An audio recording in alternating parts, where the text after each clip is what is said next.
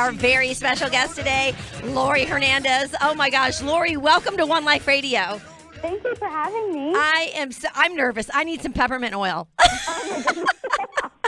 And we're going to tell our listeners what I'm talking about here in just a second. Laurie, such a joy to have you on the show. You're amazing. You are Wonder Woman.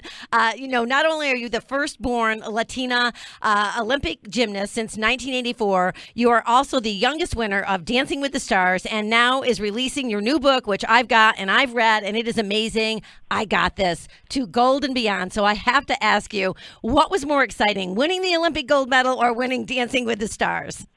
They both mean so much to me, honestly. I mean, they are both very different also. I mean, the Olympics was like training for me. It was 11 years, and then the pressure came from, okay, can I hit this routine one last time? Mm-hmm. Whereas Dancing with the Stars, it was just, okay, week 1 we're going to do a cha-cha, week 2 we're going to do a jive, week 3, and it switched on me every single week, and then soon you had to do 2 different dances a week, and it was definitely stressful in a sense, and they were trying to transform you into a professional ballroom dancer within the 10 to 11 weeks that you were on the show. I don't even know how you did it. When I read what you had to do, the traveling you had to do, I don't know how the two of you did it, and congratulations to you on all of it. It's absolutely amazing at your age that you're so accomplished, and so I have to ask you, how do you stay so humble and so grounded through all of this success?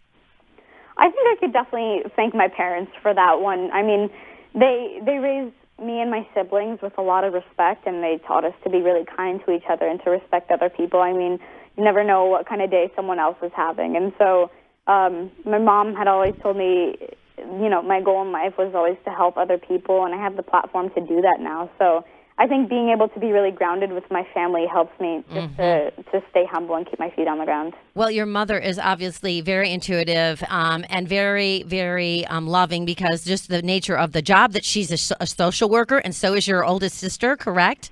Yes, they both. It's really funny. They both have the same job, just in different places. That's so amazing. It really is. So to get to, you say in your book, Chapter 4, at competitions, even to this day, before I get on the equipment, I usually feel like I'm going to have a heart attack. And so you have these 2 little tricks that you use. Can you tell our listeners what they are? So the first trick is to actually use peppermint oil before you go to compete. So I noticed that just putting 1 or 2 drops on my hands and smelling it kind of clears your head. It takes your mind off of what you're about to do. And sometimes I would actually dab a little bit on my wristbands for bars so I could smell it. And it just, I don't know, the scent is really calming. And then the second thing is to just place your hand on your stomach and to kind of watch your stomach as you breathe, and it goes up and down. And doing that really actually lowers your heart rate, and it slows down, I don't know, it makes you a lot less nervous. And I'm going to do it. I'm going to try it, because sometimes I got nervous about you being on the show today. I'm like, oh my gosh, Laurie Hernandez, she's huge.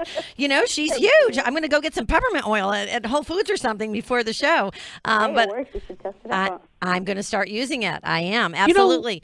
All athletes are superstitious. Now, are you superstitious when it comes to before a competition, you and your teammates, or even Dancing with the Stars? That's a great question. Do you have your routine?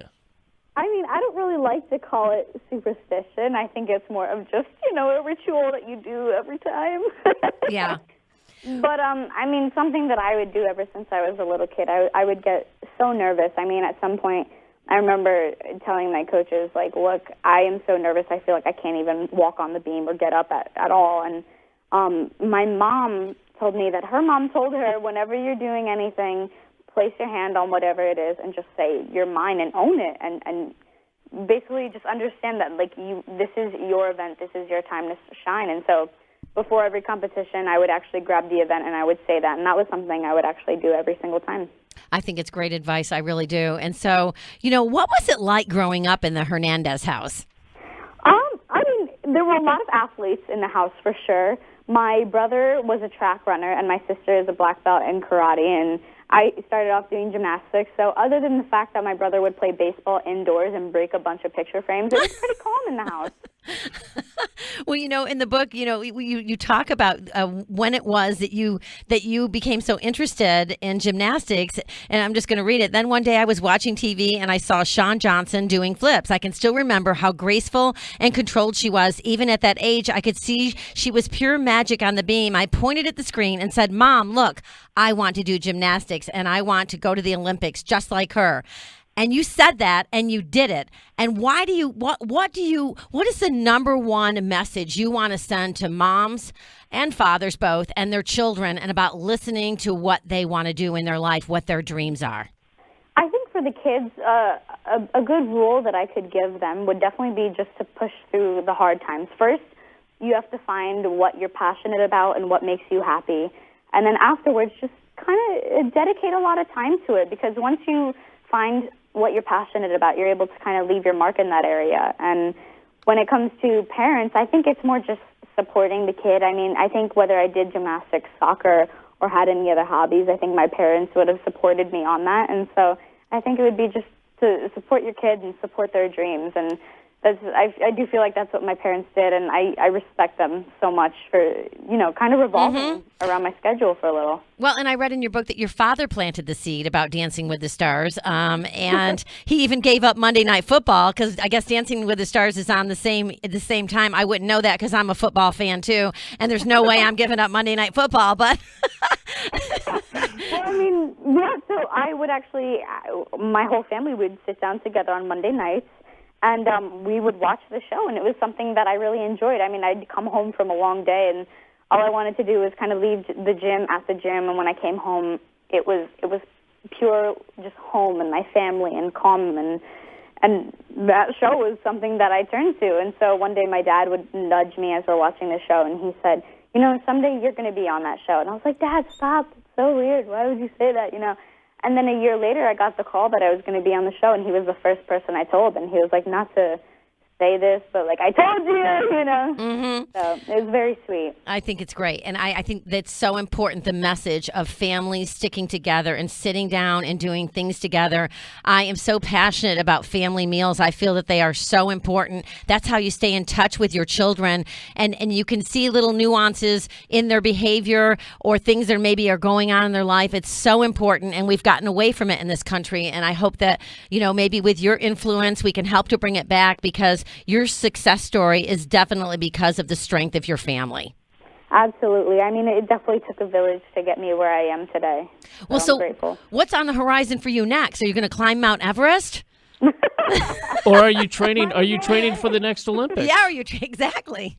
So, I mean, from last year's Olympics, I am taking a little break, just kind of mentally and physically. And I'm taking the time just to relax my body. But at the end of the summer, I'll probably ease my way back into it, and cross your fingers for 2020. But I am on my senior year of high school, so I'm looking forward to college in the future as well. And yeah, I mean, me and my mom. So I am an ambassador for the Febreze at Walmart, and it is so exciting because I travel so much. And I got to shoot a video with my mom, and she's just the sweetest, and I'm so glad she could be a part of this. Oh, absolutely. So where can our viewers go to see the video that you recently made with your mom? So the video is actually on YouTube, but for more information, you could go to walmart.com. She's just adorable. Well, I have two daughters. Somewhere in the middle of, I have a 20-year-old and a 12-year-old. So you're right in the middle of that. And I can tell you that they are the absolute most dearest things on the planet to me. All children, though. And not all children get the great, upbringing that you did and that I did. And it breaks my heart. And I just love that you came on the show. I appreciate it so much. I know that you're on a tight schedule, so we're going to go to break. And I just thank you so much. And I hope you'll jump on the air with us sometime again to, encourage people and the importance of family. Thank you. Thank you so much. All right. Laurie Hernandez, so great to have her on the show. You can